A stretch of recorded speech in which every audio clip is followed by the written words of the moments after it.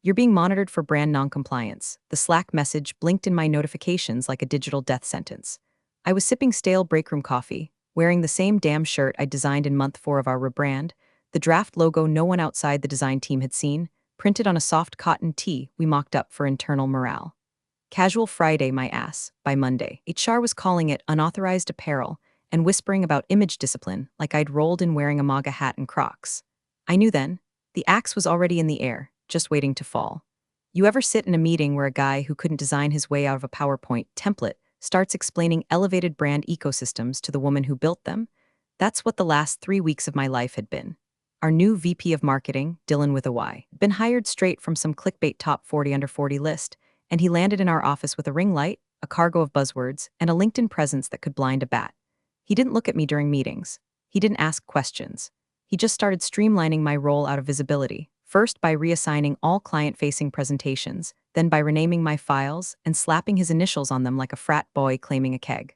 But see, I'd been here before, not just in this company, but in this exact script. A man gets hired above you, decides your tone is abrasive because you don't giggle at his brainstorms, and before you know it, your 10 years of work gets handed to some dude who calls beige millennial top. So I did what I always do when I sensed the temperature dropping. I got quiet, stayed alert, and started copying everything to my home drive. Not to retaliate, just to preserve the truth. The real version, not the version he'd retell on his podcast. That Friday, I wore the shirt without thinking. It was soft, it was clean, and it was mine. A relic from the early concept sprints when we were still dreaming big before the executive interference kicked in. Dylan saw it during the morning check-in, narrowed his eyes like I'd pissed on his vision board and said, "That's not authorized merch." I laughed, thought he was kidding. He wasn't. Listen, I know this is where you usually scroll past, but if you're into watching the quiet ones burn the place down without lifting a match, hit that like button and maybe throw us a subscribe. It actually helps more than you know. Plus, you'll want front row seats for what's about to hit the fan. By lunch, I'd been summoned to HR like I was a misbehaving intern. Tanya from HR, who once asked me if Helvetica was a person, sat me down with this tight little smirk on her face and slid a paper across the desk. "We're letting you go for branding violations. You posted confidential design elements publicly without clearance." I blinked at her. "You mean the shirt?" She nodded like I'd just confessed to arson. "There are channels for this, Barbara. You know that." I opened my mouth to correct her, to remind her that the design was mine, that it was approved in phase 1, and that the shirt had been printed internally as a morale prototype before Dylan even showed up, but I stopped. There's no arguing with someone who's already written your exit email. I closed my mouth, smiled, and thanked her for her time. On my way out, I grabbed the sealed envelope I kept in my desk, the Phase 3 NDA compliance addendum. Nobody'd asked me to sign it. I'd requested it from legal back in January, when Dylan started sniffing around the brand files with an NDA template written by ChatGPT. They took my badge, walked me to the elevator like I was a risk. HR posted a photo on LinkedIn that afternoon. My face standing outside the building, blurry from the security cam. Caption, "Not all departures are sad. Sometimes it's about protecting the brand. # do not rehire # excellence only," and there it was. Front and center, the shirt. The shirt with the logo. The logo they were set to unveil in 2 weeks as part of their $8 million rebrand. I stared at the post. The timestamp, the graphic, I didn't comment, didn't message anyone. Just sat there in my car for a minute, engine running, and laughed until the tears came. Because it was too late for them to take it down. Too late to hide it. Too late to pretend it never happened. And they posted it themselves. Dylan made his grand entrance like a rejected game show host. Tan too orange, teeth too white, and enough cologne to fumigate a mid-sized conference room. First week on the job, and he was already calling all-hands meetings about brand synergy momentum. I watched from the back as he strutted around the conference table, flipping through a PDF of my work like it was a napkin sketch he'd found in a Denny's.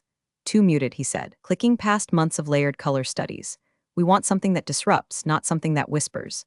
Someone coughed behind their hand. I didn't. See, Dylan wasn't the first VP who thought PowerPoint made him Picasso. But he was the first to ignore the project timeline, the research, and the fact that the new brand identity had been approved by legal and locked under NDA 6 months ago. The shirts, my idea. Back in phase 1, we printed a half-dozen samples with the draft logo to get a feel for how it played in real-world lighting. We tested thread weight, fabric tone, ink absorption. I'd logged every iteration in the internal system. Hell, I had the original email from legal, approved for internal morale use only, not for public distribution. Dated, time-stamped, bulletproof. But Dylan didn't care. He didn't see the structure or the strategy. He saw a woman in her 40s with short hair and flat shoes, and he decided I wasn't elevating the vibe. His words, not mine. It started with small cuts. I was suddenly left off the calendar invites for brand meetings I'd started. He scheduled redundant presentations over my deliverables.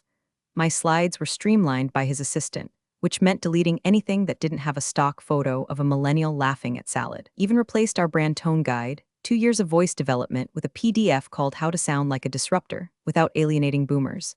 I tried to play ball at first, nodded in meetings, asked clarifying questions, offered to walk him through the client feedback from our last round. He smiled like I was a well-meaning dinosaur and asked if I wanted to spend more time on passion projects. That's tech speak for, we're pushing you out, but slowly enough that HR doesn't get nervous. So yeah, that Friday I wore the shirt. It was just sitting there in my closet, folded next to the hoodie we'd screen printed with the old logo after we hit Series B. Soft charcoal cotton, logo dead center in pale rose gold, subtle, modern, precise. I designed it during a week-long insomnia spell while my upstairs neighbor tried to learn the harmonica. That shirt was me. It wasn't rebellion. It wasn't a message. It was just mine. Dylan saw it in the hallway outside the snack bar and froze like he'd seen a ghost. Is that merch? I blinked. It's a concept shirt from Phase 1, approved internally. He looked me up and down, lips curling like I'd just sneezed on his ring light. That's unauthorized, he said. That's a problem. I half laughed. I designed it. He didn't laugh. He just whipped out his phone and took a picture like I was Exhibit A in a lawsuit. We'll need to escalate this. That design hasn't been publicly cleared. Neither has the entire brand, I said, keeping my voice steady. That's why it's under NDA. Then why are you wearing it? He snapped.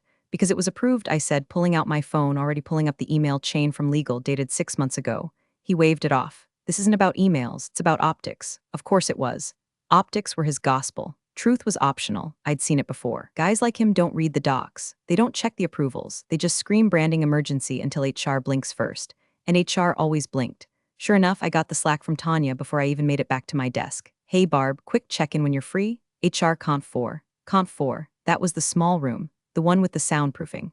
By the time I stepped inside, the conversation was already a report. Tanya had the termination draft open on her laptop and a printed copy of the NDA beside it, open to a clause that had nothing to do with the shirt. I offered her my email, the one from legal. She skimmed it like it was in Sanskrit, but still the post went up. And Dylan flagged it as a breach. What post? I asked. Tanya turned the laptop. There it was, LinkedIn. My face snapped outside the building, the shirt. Caption, sometimes protecting the brand means making hard choices. # do not rehire, I stared at it. Felt something in me go cold. You posted that before firing me? She blinked. Well, we technically know it auto-scheduled. Auto-scheduled, I repeated. You have to understand, Barbara. Perception is reality in marketing. No, I said, standing. Reality is reality in marketing. But good luck selling perception at the Series C call. I left before she could reply. And I made one stop on the way out. Not to legal, not to IT, not to my manager. I stopped by my old intern's desk, Emily. She looked up, confused. Hey, I said, gently setting a flash drive on her desk. If the rebrand timeline shifts, give me a heads up. Her eyes widened. Are you? I'm fine, I said. Just keep me posted. Because I already knew what they didn't. That shirt, that post, that logo, it was out there now. And legally. They just disclosed it themselves. The moment the door clicked shut behind me in HR Conf 4, I knew it was over. Tanya didn't even pretend to make small talk. No fake smile, no how are you feeling today? Just that same managerial grimace they wear when they're about to push someone off the corporate ledge and don't want to get any emotional blood on their blouse. Her keyboard was still clacking when I sat down. And across the table, HR compliance officer Martha, I think, was already stacking 2 identical envelopes. One white, one manila, both labeled with my name in a font I designed for the internal newsletter 2 years ago. Nothing like watching your own typography fire you. Barbara, Tanya began, her voice pitching up like she was trying to soften a blow she was actively swinging. This isn't personal. You've been a valued contributor, and we take brand integrity very seriously. Martha cut in, pushing the white envelope forward like it was a peace offering and not a preloaded guillotine. I didn't speak, just nodded. Let them walk through the motions. We understand you wore a shirt with unreleased intellectual property, Tanya said, enunciating each syllable like she was explaining it to a courtroom stenographer. The logo hasn't been publicly approved. It created potential legal exposure. I pulled out my phone, tapped open the email. Subject, internal morale apparel / approved use, and rotated it toward them. Tanya glanced at it, blinked. That predates the current version of the logo, doesn't it? It's the same vector file. But the context, it was approved, I said calmly. Internally under NDA. The version Dylan is presenting, same file, renamed. Martha looked at Tanya. Tanya looked back at Martha. They both knew what that meant, so they pivoted. This is less about legality, Tanya said, sliding the manila envelope closer, and more about optics. There's a certain standard we're trying to set as we scale. Messaging matters. Messaging, I repeated, like calling an approved internal concept shirt a brand violation. You're not being punished, she said, tone tightening, you're being transitioned. And the LinkedIn post, Tanya didn't flinch. She turned the screen toward me. There it was, the post, already live. A grainy photo of me leaving the building, snapped by some security flunky.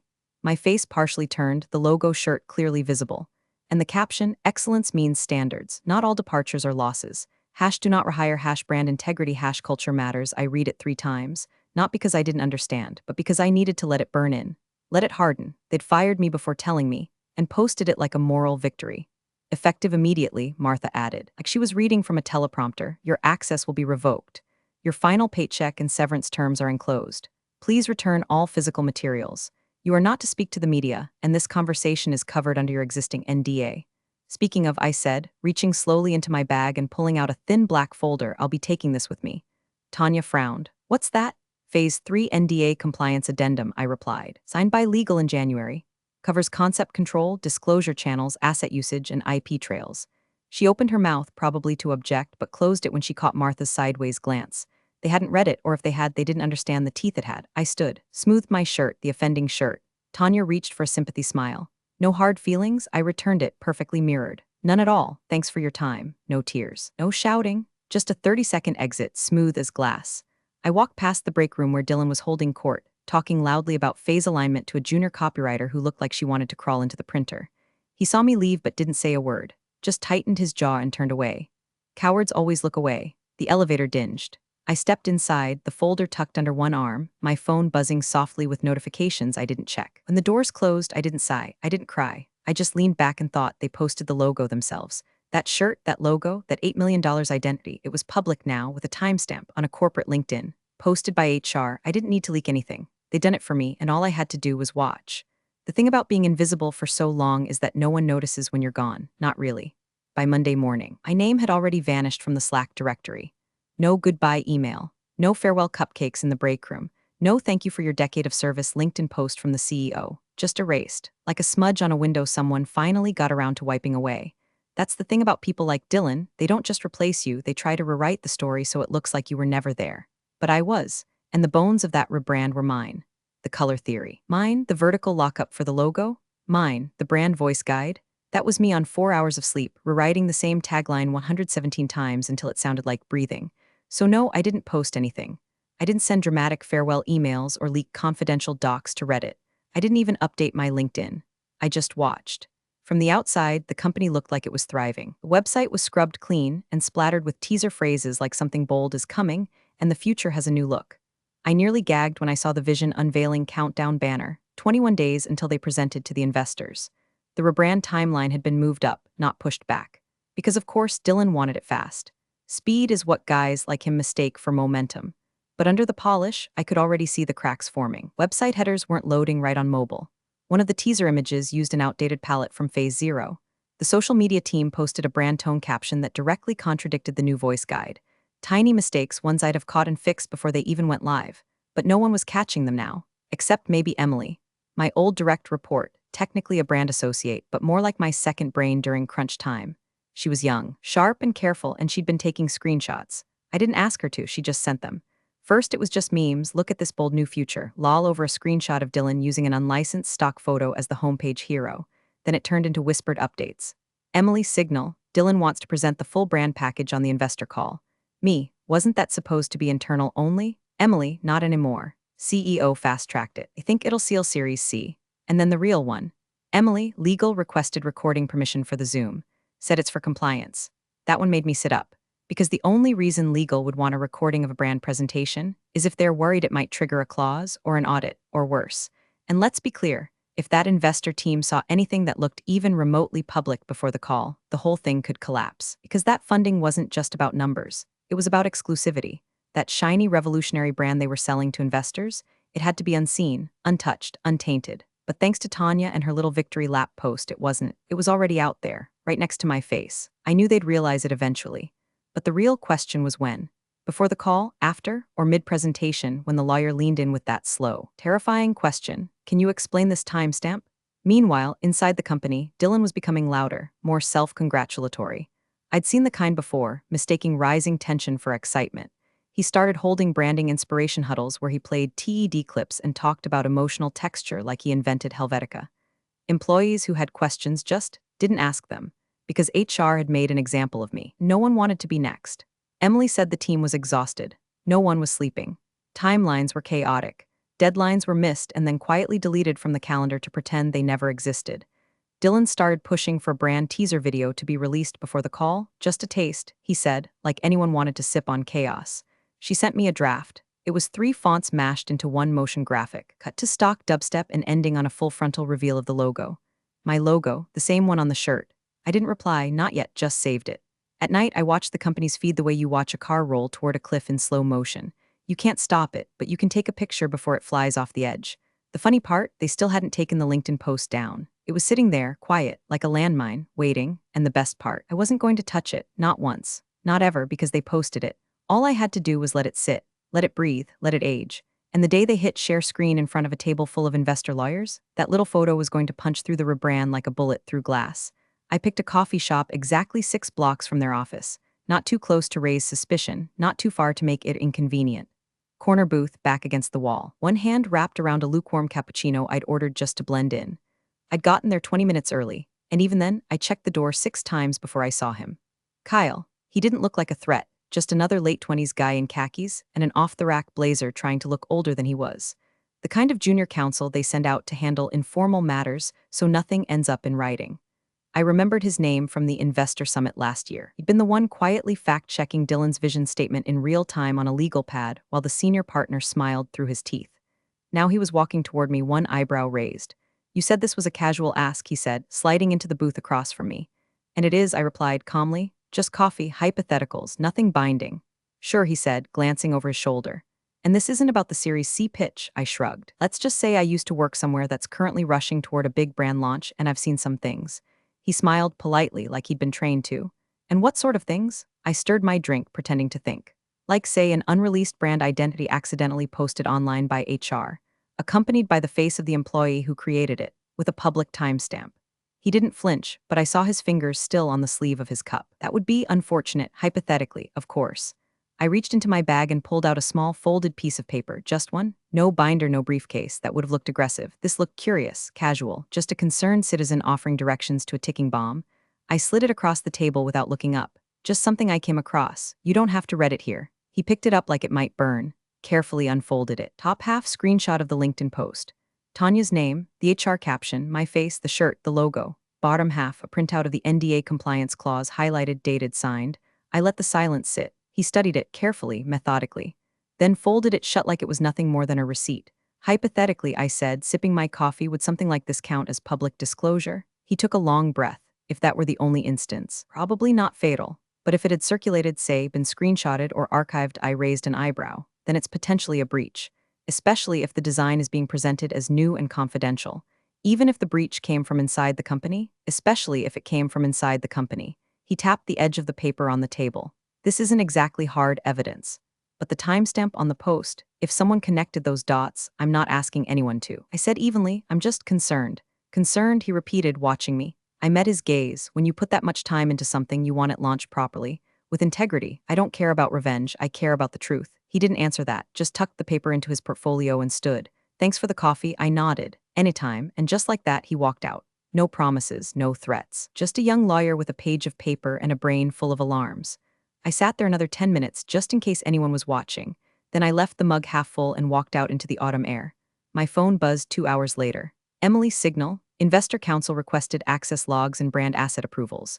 Dylan says it's a routine check. Routine, my ass. That paper was a seed, nothing more. But I'd planted it in the right soil, and now I just had to wait for it to grow. Dylan was in full peacock mode. Emily said he'd turned the war room into his own private TED stage, whiteboard covered in buzzwords like disruptive elegance and zeitgeist-forward palette. He was pacing in front of an oversized monitor, practicing the pitch with a Bluetooth clicker like he was launching the next Apple product. Never mind that his version of innovation was just my original brand deck with the corners chewed off. Remember, he told the marketing team, this isn't just a presentation, it's a moment. He rehearsed every slide like it was Shakespeare. Had the AV guy tweaking light temperature for his skin tone, requested a black turtleneck. He didn't get it. Facilities told him we weren't in Steve Jobs cosplay territory yet. But what he did get was total control. The CEO, barely involved. He was glued to the finance sheets, laser-focused on the funding targets and investor queue and a prep. He didn't even flinch when legal dropped the first hint. We've received a compliance query from the investor team. Might be worth reviewing all previous brand disclosures, especially social. The CEO blinked, didn't look up. It's boilerplate, we're clean, focus on the call. Legal tried again. There was a LinkedIn post that already saw the pitch deck, Dylan interrupted. They loved it, we're fine. HR backed him up. Tanya even sent a chirpy company-wide email titled Fresh Era, Clean Slate. It ended with, thanks to all who have helped us elevate our standards, your commitment is why we're thriving. Red Emily forwarded it to me with the caption, they really think they wiped the blood off the floor. But they hadn't, because Kyle had started digging. He didn't contact me again. Didn't need to. I wasn't the story anymore, the post was. By Wednesday, the investor team sent a request through back channels. Zoom presentation must be recorded, for internal compliance review only. Dylan didn't blink, he was too high on his own fumes. Fine, he said, let them record, we're bulletproof. Emily told me he actually used that word, bulletproof. Meanwhile, the designers, what few remained, were being crushed under deadlines. Motion graphics team had been told to recut the teaser video for maximum investor engagement, which translated to more logo shots, more slogans, more risk. The intern had to blur out a frame where someone had accidentally left up the Phase 0 draft on a whiteboard. Same draft that matched the shirt. The one on the post. Still live, still time-stamped. Still sitting on LinkedIn like a claymore under a welcome mat. But inside the company, no one wanted to say it out loud. Emily said even legal was hesitant. Dylan had convinced everyone that raising concerns now would erode morale and signal internal doubt to the funding team. So they did what corporate always does when fear creeps in, nothing. They held their breath and hoped the investors wouldn't notice. But Kyle was already threading the needle. Emily forwarded one last message late Thursday night. Emily, signal. Investor team asked for all logo access logs, version history, and external asset approvals. CEO said to send them the clean ones only. Legal looked like they wanted to vomit, they knew. Somewhere deep down, the executive gut was turning. But Dylan kept smiling, kept rehearsing. This is it, he said, arms spread wide in front of the final slide. The moment our brand becomes legendary. And I almost believed him. Because in a way, he was right. This brand would become legendary, just not for the reasons he thought. I watched from my laptop, alone in my apartment, with a half-burnt cinnamon candle flickering beside my screen and a microwave meal I wasn't going to eat cooling on the counter. The Zoom link wasn't password protected, classic oversight when your internal comms person walks out holding half your institutional memory. I wasn't in the call as a participant, just an observer, anonymous, quiet like always. The screen loaded. 32 participants, big names, legal counsel, equity partners, 2 major VCs, and dead center, grinning like a discount game show host was Dylan, hair shellacked, shirt 2 buttons too tight. Behind him, the new logo projected on a slick-branded background, all white space and soft gradients and lies. Emily had warned me it would happen at exactly 9:03 a.m. This, Dylan said, striding into frame with all the swagger of a man who'd never been told no, is the moment we've been building toward. Our bold new identity, never before seen. I choked on a sip of coffee. Never before seen, there it was, the phrase that would slit his campaign wide open. I pulled up the LinkedIn post on a second tab. There I was, still standing outside the building, that soft cotton tee like a spotlight against my skin. The logo, bold and clean and center-framed, the post still up, still time-stamped, 12 days ago. Some of you might remember our old visual identity, Dylan was saying, flipping to the before slide. Great foundation, but we've evolved. We wanted something that reflects our vision, our momentum. This isn't just a rebrand, it's a rebirth. He clicked again. The logo filled the screen. My logo. The one I bled into at 2 a.m. with a migraine and a mug of stale tea. One they said was too muted before dressing it up with buzzwords and a fresher font. I scanned the participants' faces. Most were muted, arms crossed. The kind of muted judgment you only see in venture capital, stone-faced until something becomes valuable or dangerous. And then I saw him. Kyle, bottom row, second from the left, watching, not smiling, not blinking. His eyes flicked once off camera and then back. Dylan kept going. This mark, he said, gesturing to the logo like it had floated down from Mount Olympus, has never been shown outside our walls. You're the first to see it. Kyle tilted his head. Never shown? He clicked something, probably opening the same LinkedIn tab I had up. And just like that, his face changed. His jaw didn't drop, his eyes didn't bulge. He didn't gasp like in the movies, he just narrowed his eyes. Slight squint, barely there, but I knew that look. I'd seen it in lawyers who find the one sentence that ruins a contract. He looked again. Back to the zoom, back to the logo, back to the tab. You could almost see the wheels turning. Dylan kept riding the high. We believe this identity captures our essence, modern, confident, clean, a voice of integrity, trust, and innovation. The irony nearly made me laugh. On the second screen, my LinkedIn profile was still public. My face, my shirt, their logo. Tanya's caption glowing like a confession. Sometimes protecting the brand means making hard choices. Timestamp, visible, likes 48, comments, still growing. One of the investors toggled their video off. Another leaned out of frame. Subtle signs, nothing dramatic. But when you know what to watch for, it's louder than a shout.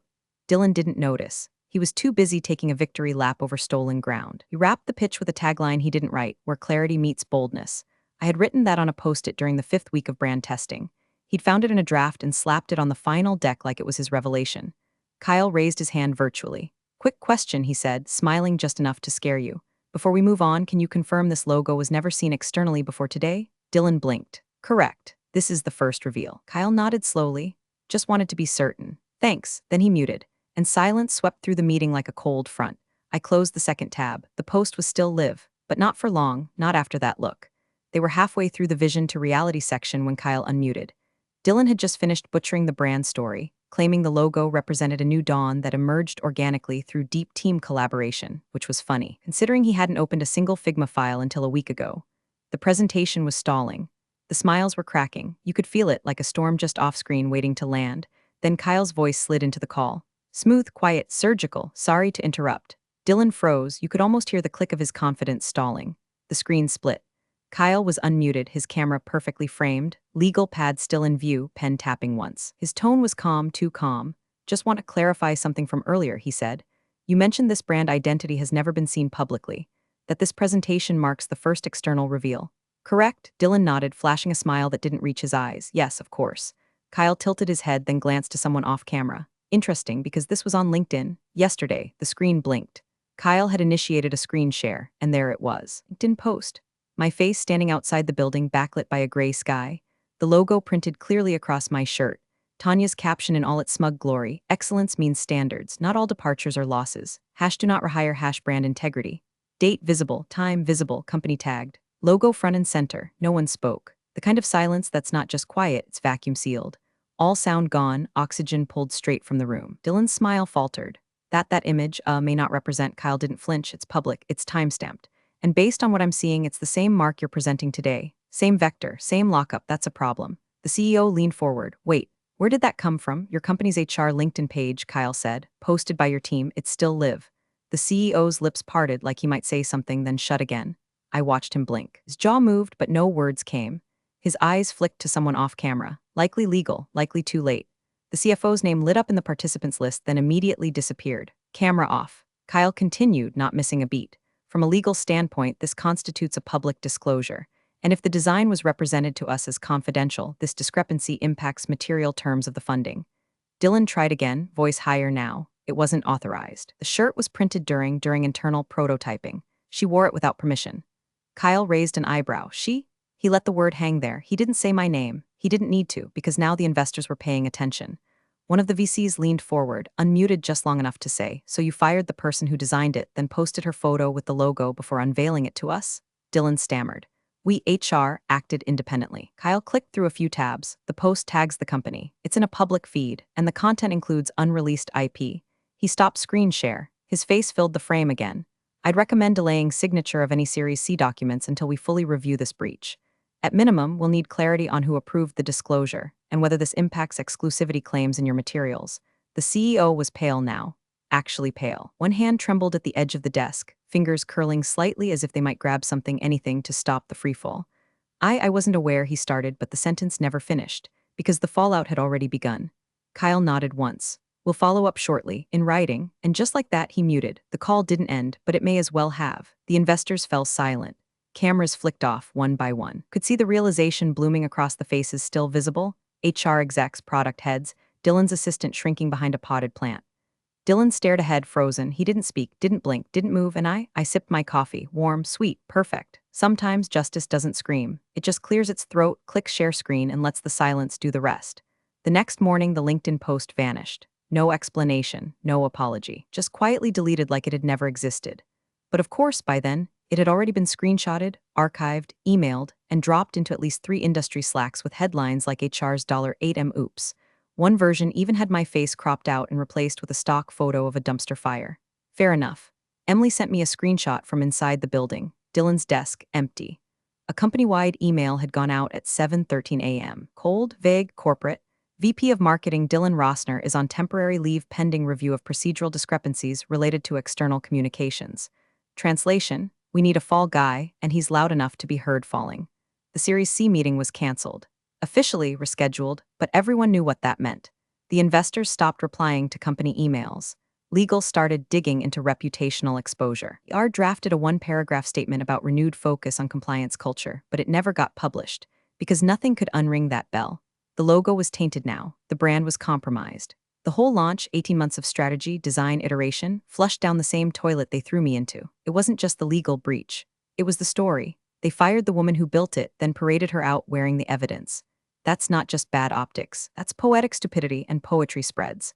By Friday, one of the VCs had posted a cryptic tweet, no names, just this: "Don't tell me your vision is bold if you can't see what's right in front of you." It had 11,000 likes by lunch. I didn't comment, didn't like it, didn't DM anyone. I didn't need to, because later that afternoon, a wire hit my account. Retainer fee, 6 months. Courtesy of a boutique consulting firm backed by, you guessed it, the same investor group. No email, no phone call. Just a clean contract forwarded by a recruiter I'd worked with 5 years ago. They asked for you specifically. I signed it quietly. No announcement, no post, no bragging. I just opened my portfolio, scrolled to the top, and made one update under recent work. Lead designer, $8M brand redesign withdrawn due to IP breach. That was all. I closed the tab, took another sip of coffee, and looked out the window. The sun had finally burned through the morning fog. Across the street, someone was arguing with a parking meter. The world somehow kept spinning. I didn't feel angry or vindicated or smug. I felt clean, because in the end it wasn't sabotage, it wasn't revenge, it wasn't even strategy.